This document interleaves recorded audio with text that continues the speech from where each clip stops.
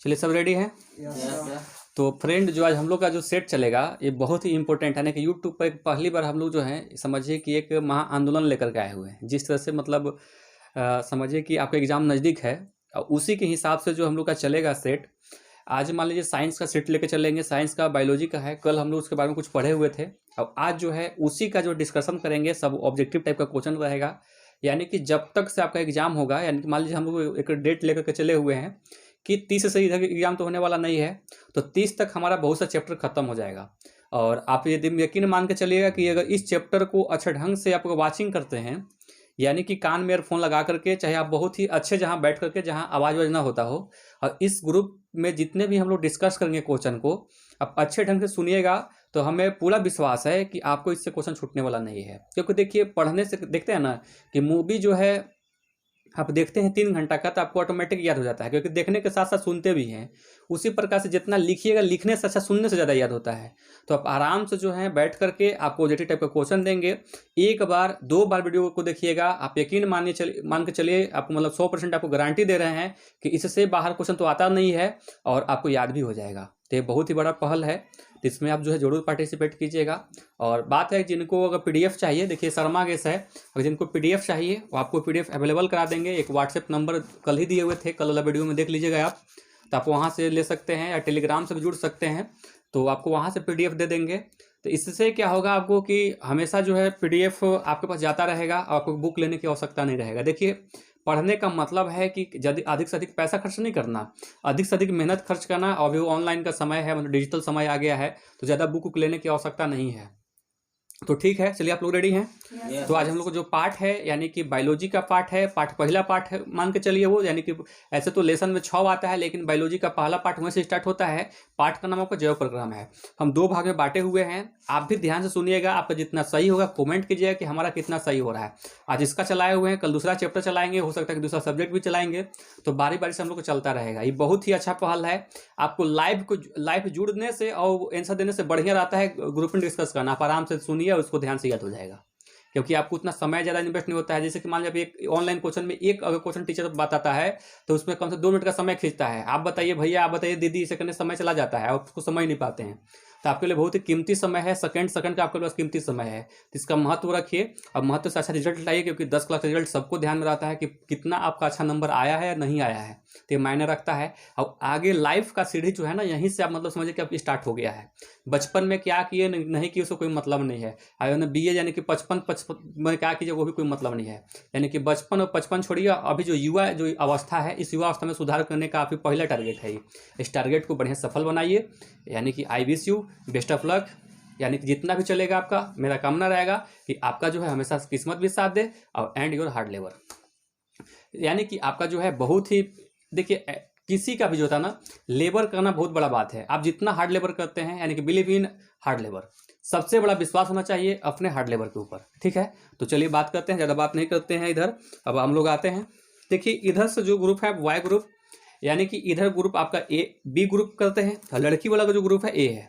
संख्या बहुत कम रखे हैं इसमें, मतलब समझिए कि 7-8 क्वेश्चन स्टूडेंट लोग छाटे हुए हैं, ताकि अधिक यहाँ जगह नहीं है। और सीधी सी बात है कि मोबाइल से स्क्रीन ले रहे हैं, कोई बहुत बड़ा डिजिटल कोई कैमरा नहीं है कि उससे हम लोग फोटो ले रहे हैं, इसलिए थोड़ा सा हम लोग स्टूडेंट को कम कर दिए हैं संख्या, ताकि आपको भी आवाज़ न पहुँचे और अच्छे ढंग से सुनाई दे और अच्छे ढंग से वॉचिंग कर सके और सुन सके। जो भी इसमें क्वेश्चन एग्जाम में नहीं आने वाला लायक रहेगा उसको क्वेश्चन छोड़ते भी चलेंगे। और आपको 100% बताते हैं कि जो क्वेश्चन छोड़ेंगे वो कभी क्वेश्चन रिपीट नहीं करेगा, परीक्षा में पूछने की बात ही नहीं है, ये हमारा गारंटी है।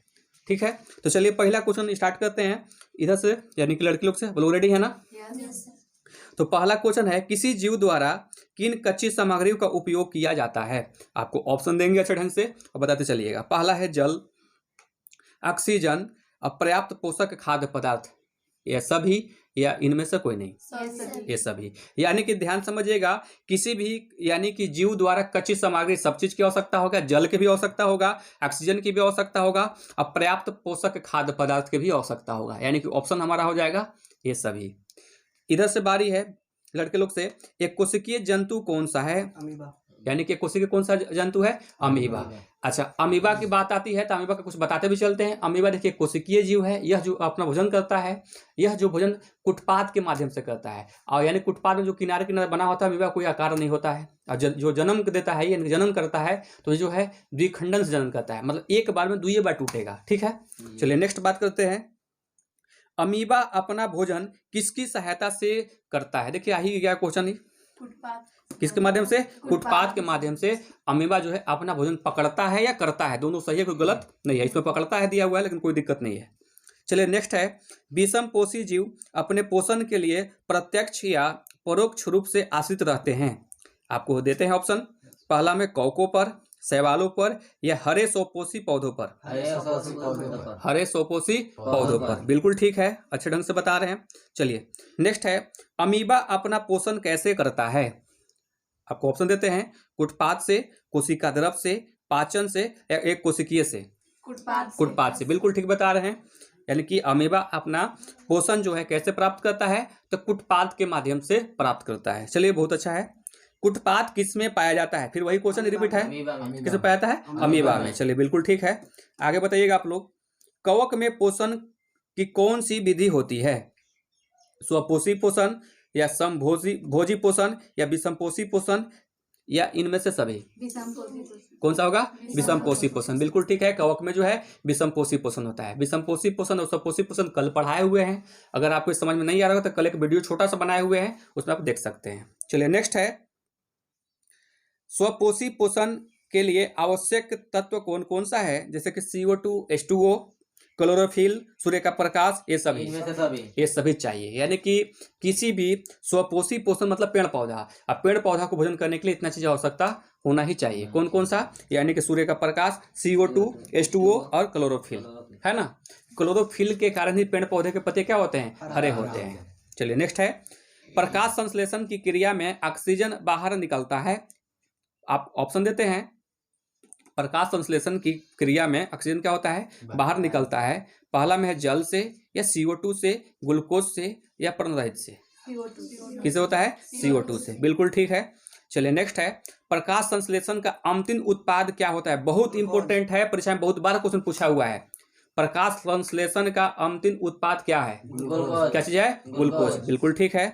आगे इधर से बताइएगा, निम्नलिखित में से कौन सा प्रकाश संश्लेषण का उत्पादक नहीं है? ध्यान समझिएगा, O2, ग्लूकोज, CO2, इनमें से कोई नहीं। CO2 क्या है? CO2 उनका जो है उत्पाद नहीं है। CO2 तो हम देते हैं उनको, समझ में आया ना। चलिए उनका उत्पाद क्या चाहिए? O2 है। CO2 तो हम छोड़ते हैं और वो लेते हैं, तो वो उत्पाद नहीं किए, इसलिए आज क्या हो जाएगा ऑप्शन? CO2। ये भी बहुत इंपॉर्टेंट है। नेक्स्ट है, क्लोरोफिल वर्णक का रंग कैसा होता है? नीला, लाल, या हरा? बिल्कुल सही है, आप लोग ऑप्शन से ही पहले बता रहे हैं, इसका मतलब कि आपको लोग अच्छे ढंग से याद है, यानी कि हरा। चलिए नेक्स्ट है, कौन प्रकाश संश्लेषी अंगक है? आपको ऑप्शन देते हैं। पत्ती, ग्राना, या हरित लवक? हरित लवक, इसी को क्लोरोफिल भी कहते हैं। ठीक है, तो देखिए इस यानी कि टॉपिक से हमारा अगला पोर्शन से खत्म हुआ। अब अगला आता है पाचन तंत्र से, है ना। अब इसका ऑप्शन दिया हुआ है, ऑब्जेक्टिव टाइप का क्वेश्चन बना हुआ है। आहार नाल का सबसे लंबा भाग कौन सा है? क्या से है? छोटी आंत। देखिए हमारे से सबसे छोटी आंत, इसकी लंबाई कितना होता है कोई बता सकते हैं? जानकारी के लिए, हालांकि परीक्षा में पूछता नहीं है। ये लगभग है 11 सेंटीमीटर नहीं, 11 सेंटीमीटर नहीं होता है, 7 से 9 सेंटीमीटर के पास आपस में होता है। ऐसे आपको अवरेजन मिलेगा 9 सेंटीमीटर, बहुत सा बुक में दिया हुआ है। ये 7 से 9 के बीच में होते हैं। ठीक है, चलिए लार में पाए जाने वाले एंजाइम का नाम बताइए। लार में पाए जाने वाले एंजाइम का नाम बताइए। किनका बारी है? चलिए बताइए आप लोग, बहुत इंपॉर्टेंट क्वेश्चन है, आपको ऑप्शन दे देते हैं। लार में पाए जाने वाला एंजाइम जो है लाइपेज, पेप्सिन, या सेल्वारी एमाइलेज? इंपोर्टेंट, सही है, बिल्कुल सही है। एमाइलेज इसी को कहते हैं, यानी कि इसी को टाइलिन एंजाइम भी कहते हैं। चलिए नेक्स्ट है, मनुष्य के मुख गुहा में कितने जोड़े लार ग्रंथियां पाई जाती है? बहुत इंपॉर्टेंट है, कितने जोड़े पाई जाती है? 3 जोड़ी, है ना। उसी में से आपका सोलारी इमेज भी है। नेक्स्ट है, दीर्घ रोम कहाँ पाए जाते हैं? बड़ी आंत में, छोटी आंत में, अमाशय में? कहाँ पाए जाते हैं? अमाशय में, जो कि आप लोग गलत बता रहे हैं। आप लोग बताइए कहाँ होता है? छोटी आंत में। छोटी आंत में होगा। दीर्घ रोम हमारे कहाँ पाए जाते हैं? छोटी आंत में। इसका जो आकार जो होता है ना, अंगुली के आकार का होता है। ठीक है, चलिए नेक्स्ट है, वसा का छोटे छोटे कणों में विभाजित होना क्या कहलाता है? पैसीकरण या क्रमाकुंचन या सरलीकरण? क्या होगा? पैसीकरण। बिल्कुल ठीक है। चलिए नेक्स्ट है, रेनिन का क्या कार्य है? दूध की प्रोटीन को पचाना, प्रोटीन को पेप्टोन में बदलना या अम्ल का निर्माण करना? दूध को प्रोटीन को पचाना। दूध की प्रोटीन को पचाना। देखिए रेनिन जो एंजाइम होता है, बच्चे लोग में, छोटे बच्चे लोग केवल दूध ही पीते हैं, अगर उनमें ये एंजाइम नहीं स्रावित होगा तो वो बच्चे दूध को पचा नहीं सकते हैं। समझ में आया ना? चलिए नेक्स्ट है, अमाशय में एंजाइम पाया जाता है, बहुत इंपॉर्टेंट है, अमाशय में एंजाइम पाया जाता है, एकदम टिक मार करके परीक्षा में सब क्वेश्चन आना ही आना है। पेप्सिन, ट्रिप्सिन, लाइपेज या टाइलिन? पेप्सिन। क्या होता है? पेप्सिन। पेप्सिन नामक एंजाइम हमारे क्या पाए जाते हैं? अमाशय में पाए जाते हैं। कोई दिक्कत नहीं। चलिए, अमाशय में कौन सा अम्ल पाया जाता है? बहुत इंपॉर्टेंट है, क्वेश्चन देखिएगा तो मिलेगा ही मिलेगा ये। अमाशय में कौन सा अम्ल पाया जाता है? NaCl या HCl या एसिटिक अम्ल? HCl यानी कि हाइड्रोक्लोरिक अम्ल। नेक्स्ट है, हमारे अमाशय में उत्पन्न होने वाला अम्ल कौन सा है? हाइड्रोक्लोरिक अम्ल, इसी को HCl कहते हैं। नेक्स्ट है, अमाशय की जठर ग्रंथियां क्या स्रावित करती है? बहुत इंपॉर्टेंट भी है, जठर रस। बहुत अच्छे है से बताए हैं। चलिए नेक्स्ट है, जठर ग्रंथियां कहाँ पाई जाती है? जठर ग्रंथियां कहाँ पाई जाती है? ऑप्शन देते हैं, अमाशय में। चलिए इसी बता दिए, बहुत अच्छा बात है, अमाशय में। बिल्कुल ठीक है। पित्त रस का स्राव कहाँ होता है? अग्नाशय में, छोटी आंत में या ग्रहणी द्वारा या यकृत द्वारा? ग्रहणी द्वारा। यानी कि पित्त रस का स्राव पित्ताशय यानी कि ग्रहणी द्वारा होता है ना। चलिए नेक्स्ट है, एंजाइम का नाम जो कार्बोहाइड्रेट को तोड़ता है उसको क्या कहते हैं? देखिए यही इंपॉर्टेंट है, यानी कि जो हमारे जो मुंह में एंजाइम पाया जाता है, यही जो हम कार्बोहाइड्रेट यानी कि भोजन, चावल खाते हैं, आलू खाते हैं, तो इसका तोड़ने का काम यही है, यही एंजाइम स्रावित होता है और उसको क्या करता है? तोड़ता है। तो उसका नाम क्या होगा बताइएगा? सेल्वारी एलाइमेज या ट्रिप्सिन या लाइपेज? सेल्वारी इमाइलेज। बिल्कुल ठीक है। नेक्स्ट है, छोटी आंत में भोजन के पाचन में निम्नलिखित में किस रस की भूमिका होती है? आपको ऑप्शन देते हैं, आंत रस, पित्त रस, अग्नाशयी रस या इनमें सभी? इनमें सभी। इन सभी का काम आता है। बिल्कुल ठीक है। नेक्स्ट है, ट्रिप्सिन नामक एंजाइम पाया जाता है पित्ताशय में, अग्नाशयी रस में या अग्नाशयी रस में, यानी कि अग्नाशय से हम लोग को जो है ट्रिप्सिन नामक एंजाइम स्रावित होता है। ठीक है। नेक्स्ट है, पाचन तंत्र का वह भाग जिसमें पाचन क्रिया नहीं होती है उसको क्या कहते हैं? दीर्घरोम, आमाशय, मुख या आहार नाल? क्या होता है? आहार नाल। इसमें देखिए पाचन क्रिया, बस इसका काम क्या है? आहार नाल मतलब ये जो पाइप है ना, इस पाइप में भोजन ले जाने का काम है, इसको पचाने का कोई काम नहीं है। चलिए नेक्स्ट है, अगला जो क्वेश्चन है, प्रोटीन पचने के बाद किस में बदलता है? बहुत इंपॉर्टेंट है, स्टार्च में, माल्टोज में या अमीनो अम्ल में? किस में बदलता है? अमीनो अम्ल में। बहुत अच्छा क्वेश्चन है ये, एग्जाम में पूछेगा क्वेश्चन है, ऐसे ऐसे क्वेश्चन आते ही हैं। मनुष्य निम्न में से किसका पाचन नहीं कर पाता है? वासा का या सेल्यूलोज का या वासा का? किसका? सेल्यूलोज का। बिल्कुल ठीक है। पेप्सिन नामक एंजाइम भोजन के प्रोटीन को बदल देता है, किसमें? किसमें बदलता है? पेप्टोन में। बहुत इंपॉर्टेंट है भी क्वेश्चन है, एग्जाम में क्वेश्चन देखने को मिलेगा। वसा के पाचन में सहायक होता है लाइपेज, टाइलिन, माल्टेज या लैक्टेज? क्या होता है? लाइपेज है ना, इसी को लाइपेज लिखा हुआ है लेकिन लाइपेज होता है। ठीक है। चलिए यहां से इसका भी टॉपिक खत्म हुआ पाचन तंत्र का। अब अगला टॉपिक आता है आपका श्वसन का। चलिए इससे क्वेश्चन जो बने हुए हैं आपको बताते हैं, क्वेश्चन ध्यान दीजिएगा। श्वसन के अध्ययन के लिए किस बीज का उपयोग करते हैं? अंकुरित बीज। बिल्कुल ठीक है। आगे आप लोग इधर से बताइएगा, श्वसन के दौरान कौन सी गैस निकलती है? N2, CO2, O2? क्या होगा? O2। बिल्कुल ठीक है। आगे बताइएगा आप लोग, पाइरूवेट विखंडन से CO2 तथा जल ऊर्जा प्राप्त होता है, यह क्रिया होती है किसमें होती है? कोशिका द्रव्य में। ठीक है। आगे बताइएगा, ग्लूकोज के पाइरूवेट में बदलने की कार्य कोशिका के किस भाग में होता है? कोशिका द्रव्य में। बिल्कुल ठीक है। आगे बताइएगा, वायु मार्ग यानी निपतित क्यों नहीं होता है? आपको ऑप्शन देते हैं, उपास्थि वलय के कारण या श्वसन नली के कारण या डायफ्राम के कारण या इनमें से कोई नहीं। फिर से आपको क्वेश्चन भी बोल देते हैं, वायु मार्ग निपतित क्यों नहीं होता है? उपास्थि वलय के कारण, श्वसन नली के कारण, हालांकि परीक्षा में क्वेश्चन पूछने वाला नहीं है, ये फालतू वाला दे दिया क्वेश्चन। चलिए, गैसों का आदान प्रदान कहाँ होता है, बहुत इंपॉर्टेंट है। गैसों का आदान प्रदान कहाँ होता है? वायु प्रकोष्ठ में, स्वर यंत्र में, श्वसन नली में या नसिका में? वायु प्रकोष्ठ है, बहुत इंपॉर्टेंट है। जो आपको इंपॉर्टेंट बता रहे हैं आप एकदम मान लीजिएगा। देखिए एग्जाम देके आइएगा, हमें बताइए कि जो इंपॉर्टेंट बोले हैं क्वेश्चन वो एग्जाम में आपका आया हुआ है कि नहीं आया हुआ है। आप कमेंट करके हमें जरूर बताइएगा, आपको एकदम देखने के क्वेश्चन 100% ही मिलेंगे। चलिए नेक्स्ट है, ग्लूकोज के एक अणु के क्यूनन से कितनी ऊर्जा मुक्त होती है? 25 किलो कैलोरी।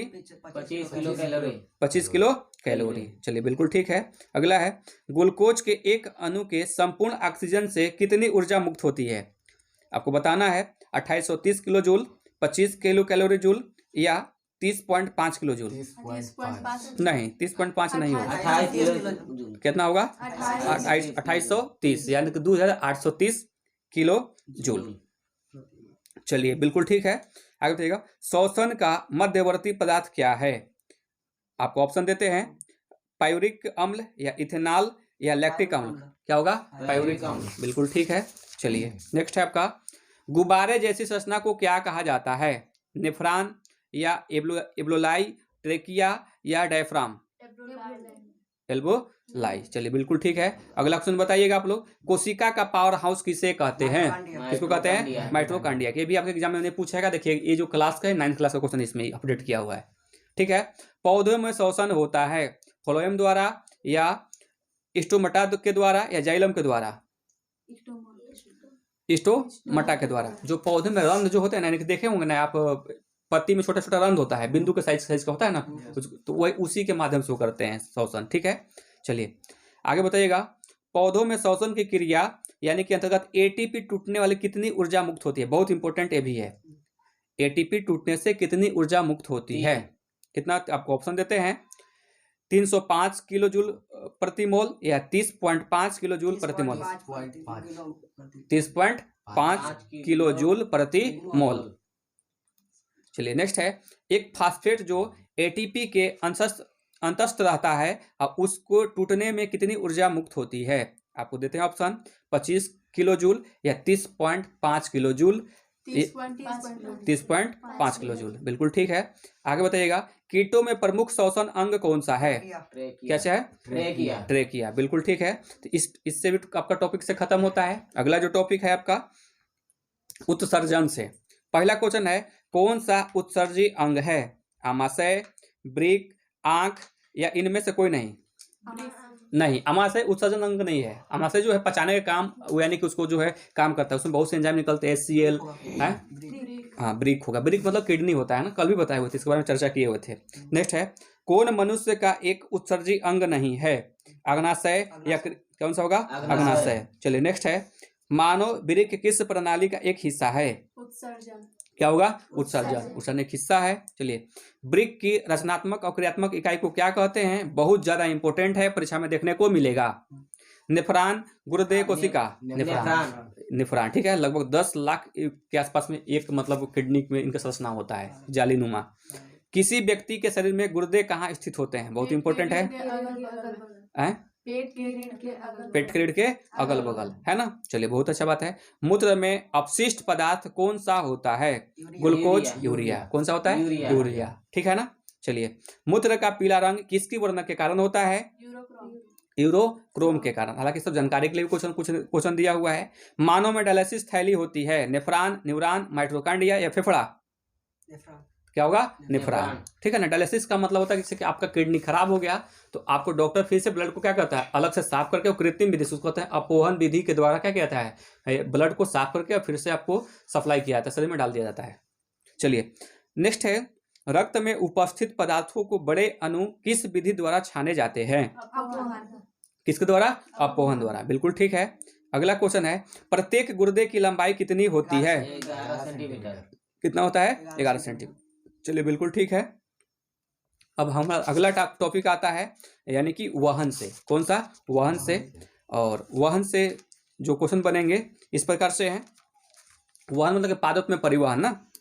कट जाने पर कौन सी कोशिकाएं रक्त का बनना एक मिनट, इसी से है जी। हाँ ठीक है सर। चलिए तो ठीक है, इस क्वेश्चन को फिर सुनिएगा।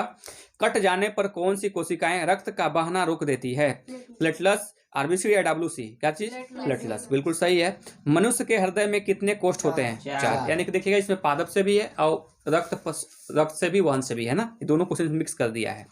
चलिए, मछली के हृदय में कोष्ठों की संख्या कितनी होती है? 2। चलिए नेक्स्ट है, मानव हृदय का औसत प्रकुंचन दाब कितना होता है?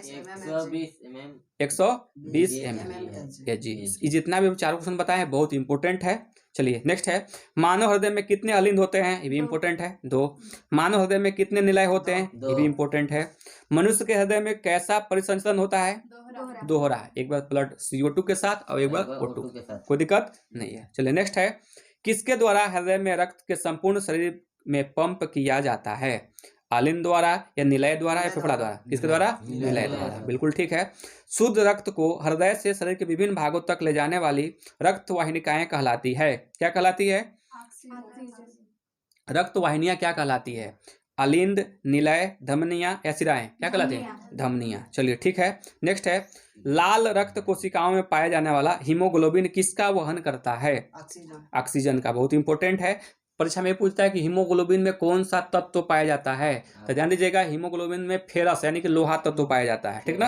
अब ये भी जहां तक क्वेश्चन बताया है वहन वाला से बहुत इंपॉर्टेंट है, परीक्षा में से क्वेश्चन बहुत ज्यादा मिलेगा आपको। चलिए नेक्स्ट है, लसिका, एक मिनट, अगला क्वेश्चन है, लाल रक्त कोशिकाओं में पाया हीमोग्लोबिन किसका वहन करता है? तो हो गया। नेक्स्ट है, रक्त का थक्का बनाने में कौन सा सहायता करता है? Platelets, RBC, WBC? क्या हो जाएगा? प्लेटलेट्स। चलिए ठीक है। लसिका का रंग होता है हरा, हल्का पीला, गाढ़ा लाल? क्या होता है? हल्का पीला, बिल्कुल ठीक है। अगला है, रक्त है, एक ऊतक है, पदार्थ है, कोशिका है? तो क्या चीज है? ऊतक है। नेक्स्ट है, रुधिर किस ऊतक का बना होता है? संयोजी ऊतक। चलिए बिल्कुल ठीक है, संयोजी ऊतक का ही बना होता है। चलिए, आरबीसी कौन से आहार की होती है? ऑप्शन आपको देते हैं, उभयावतल, गोल या समतल? उभयावतल, यानी कि अवतल उत्तल दोनों मिल करके बना होता है। चलिए नेक्स्ट है, उतना इंपोर्टेंट नहीं है। रक्त का लाल रंग किस प्रोटीन की उपस्थिति के कारण होता है? बहुत ज्यादा इंपॉर्टेंट क्वेश्चन है, हीमोग्लोबिन। चलिए हीमोग्लोबिन बता ही दिए, बिल्कुल ठीक है। नेक्स्ट है, रक्त के हल्के पीले रंग के चिपचिपे द्रव को कहते हैं? क्या कहते हैं? आपको प्लाज्मा कहते हैं, लिम्फ कहते हैं, लसिका कहते हैं? प्लाज्मा कहते हैं, ठीक है। था जोर से बोलिए। रक्त में उपस्थित कौन सी कणिकाएं श्वसन गैसों के परिवहन में भाग लेती है? लाल रक्त कणिकाएं, लाल रक्त कणिकाएं। चलिए अच्छा बात है, था बोलने दीजिए ऑप्शन के बाद तभी बोलिए आंसर। रक्त में यूरिया कहां से प्रवेश करता है? फेफड़ा से, वृक्क से, यकृत से या श्वास नलिका से? यकृत से, बिल्कुल ठीक है। पौधों में कौन सी संवहन तंत्र पाई जाती है? जाइलम, स्थायी ऊतक या मृदु ऊतक? इनमें से कोई नहीं, जाइलम, बिल्कुल ठीक है। नेक्स्ट है, वे ऊतक जो पौधों में जल का परिवहन करते हैं, बहुत ज्यादा इंपॉर्टेंट है, जाइलम, फ्लोएम या दृढ़ ऊतक? क्या होगा? जाइलम, ठीक है। पौधों में जाइलम किसके परिवहन के लिए जिम्मेदार होता है? जल के लिए, बिल्कुल ठीक है। मानव हृदय का कौन सा कक्ष ऑक्सीजन युक्त रक्त का वहन करता है? बाएं निलय, दाएं निलय या बाएं अलिंद, दाएं अलिंद या दोनों? बाएं अलिंद और दाएं अलिंद, ठीक है ना। यानी कि इसका पहला ऑप्शन और दूसरा ऑप्शन दोनों सही है ना। चलिए इसलिए इसका तीसरा हो जाएगा, यानी कि बाएं निलय, दाएं निलय, बाएं अलिंद और दाएं अलिंद, ठीक है। चलिए, पादप में भोजन का स्थानांतरण होता है फ्लोएम द्वारा, जाइलम द्वारा या एक दो दोनों द्वारा? किसको द्वारा? देखिए जो दिया है, पादप में भोजन का स्थानांतरण किसके द्वारा होता है? केवल फ्लोएम द्वारा होता है, इसमें गलत दिया हुआ है, ये गलत दिया हुआ है, केवल किसके द्वारा होगा? फ्लोएम द्वारा। चलिए नेक्स्ट है, पौधों के अतिरिक्त जल से छुटकारा पाए जाते हैं वाष्पोत्सर्जन से या प्रकाश संश्लेषण से? वाष्पोत्सर्जन से, बिल्कुल ठीक है। चलिए, पौधों में वाष्पोत्सर्जन किस भाग में होता है? फूल में, जड़ में, तना में, पत्ता में? पत्ता में, जो बताया था ना रंध्र होता है उसमें। पौधों में गैसों के आदान प्रदान करने के लिए रहते हैं जड़, रंध्र, टहनी या तना? रंध्र। नेक्स्ट है, रंध्रों का खुलना और बंद होना किस पर निर्भर करता है? प्रकाश संश्लेषण पर, सूर्य के प्रकाश पर? किस पर? प्रकाश संश्लेषण पर, ठीक है।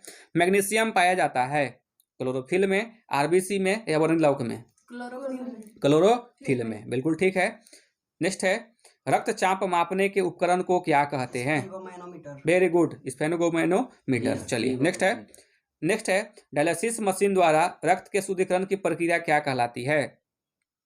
आपका दिया है डायलोसेट, फिर दिया है सेलोफेन, क्या बोला, डायलिसिस मशीन द्वारा रक्त के शुद्धिकरण की प्रक्रिया क्या कहलाती है ना, फिर है हीमोडायलिसिस, क्या होगा?